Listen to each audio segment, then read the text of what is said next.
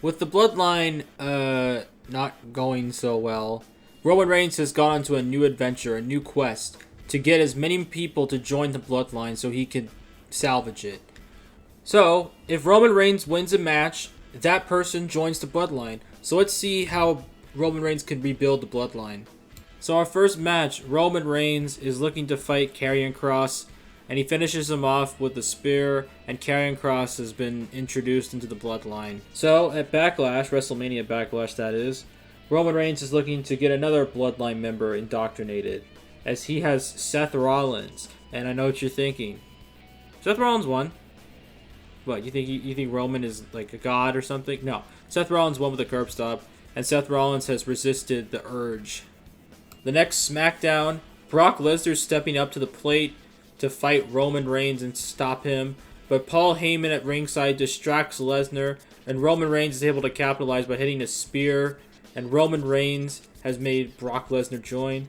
And then at Hell in a Cell, Drew McIntyre is looking to challenge Roman Reigns, and Drew McIntyre falls to a suplex, and that's it. Both Drew McIntyre and Brock Lesnar have joined the Bloodline. The Bloodline's already getting stacked with new members. It's kind of... So Roman Reigns heads to In Your House, NXT In Your House, and he takes on the face of NXT. That's debatable. Braun Breaker.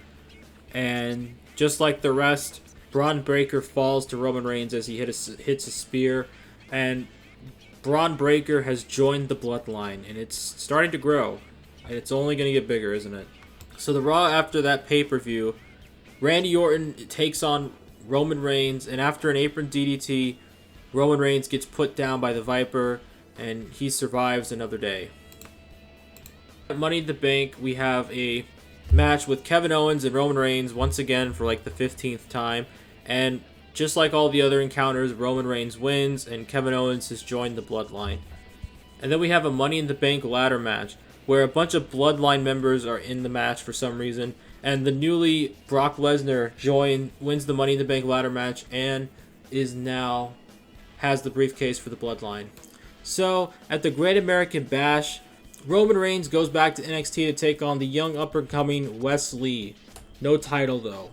But Roman Reigns spears Wes Lee into the Shadow Realm, and Wes Lee is forced to join Roman Reigns' new Bloodline. So, on the SmackDown after that show, Big E is stepping up to the plate to take on Roman Reigns.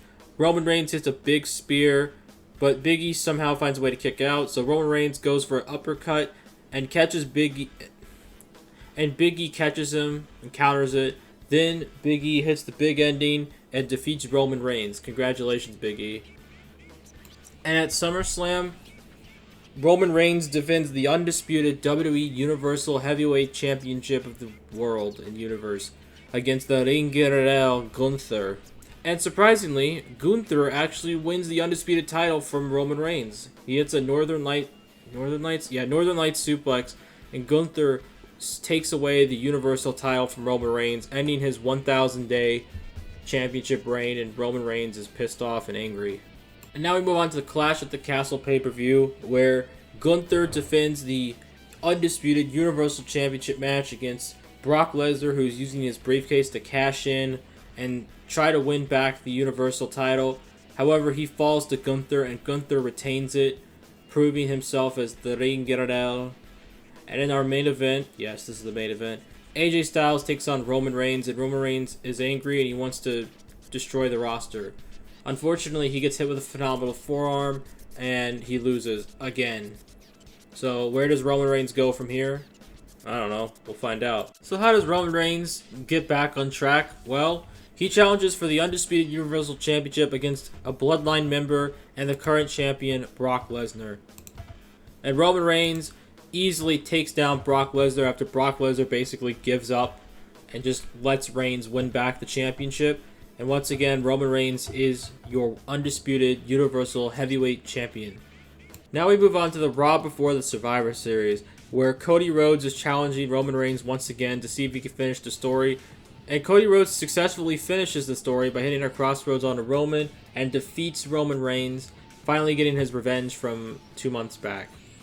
And now we arrive at the Survivor Series, where Roman Reigns and his new bloodline, consisting of Kevin Owens, Drew McIntyre, and Brock Lesnar, are taking on the guys that lost to Roman Reigns over the past couple months. The Rebels, after a hellacious match, of War Games match between the Bloodline and the No Line, the No Bloodline was able to pick up the win after Cody Rhodes hit like a backbreaker onto Drew McIntyre, and the No Bloodline win and the Bloodline lose. Take that, Roman. So now Roman Reigns heads back to NXT with his two new members of the Bloodline, Wesley and Braun Breaker, as they look on to take on the team of Santos Escobar, Cruz del Toro, and Joaquin Wilde of Legado del Fantasma. These guys fought in a War Games match, and after like 30 minutes of war and games, the Bloodline would be able to defeat Legado del Fantasma, and Legado del Fantasma have officially joined the Bloodline. At day one, Roman Reigns has taken the role of a manager as he manages Kevin Owens and Brock Lesnar to take on the team of Hit Row, Ashante Adonis, and Top Dollar with B-Fab. And unsurprisingly, Hit Row get shit rowed on as they lose towards Lesnar and Owens, but because Roman Reigns is not the one that technically beat them, they're not a part of the Bloodline right now. But I really don't think that's really that much of an L for Roman. So a week later at New Year's Evil, JD McDonough has to defend the NXT Championship against the man himself, God, Roman Reigns, with the entirety of Legado del Fantasma just to spit in NXT's face. And Roman Reigns hits a Superman punch onto JD, and McDonough falls. Roman Reigns becomes the NXT champion, and JD McDonough is now in the Bloodline.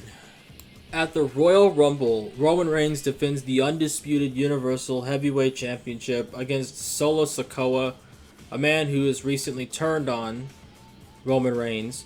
But Roman Reigns spears Solo Sikoa, he retains his title, and Solo Sikoa is back into the Bloodline.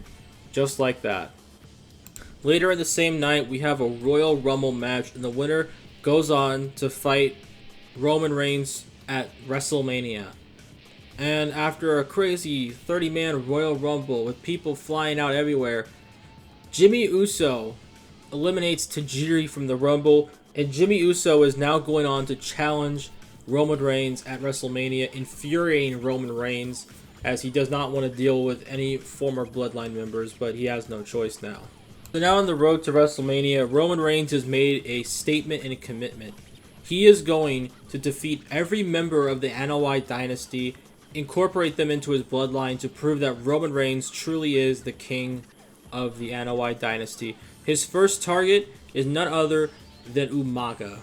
Umaga puts up a fight against Roman Reigns, but Roman Reigns hits a spear on him. Roman Reigns defeats Umaga on his quest, and Umaga joins the bloodline. And now Roman Reigns arrives at the Elimination Chamber, in which Roman Reigns is going for the ultimate task, the ultimate challenger. With 3 members of his new bloodline in his corner, he's looking to take on the Great One himself, The Rock. And Roman Reigns is able to make The Rock submit to a guillotine choke, and Roman Reigns has added another name onto his trophy head thing. And Roman Reigns has added another name to his trophy list. It is the Raw before WrestleMania. We have as Roman Reigns with The Rock and Paul Heyman in his corner, so that's salt to the wound, takes on the great late Yokozuna. And Roman Reigns Superman punches him straight into the Yoko zone, and Yokozuna falls to Roman Reigns. At Stand and Deliver, we have a fatal 4-way match for the NXT Championship.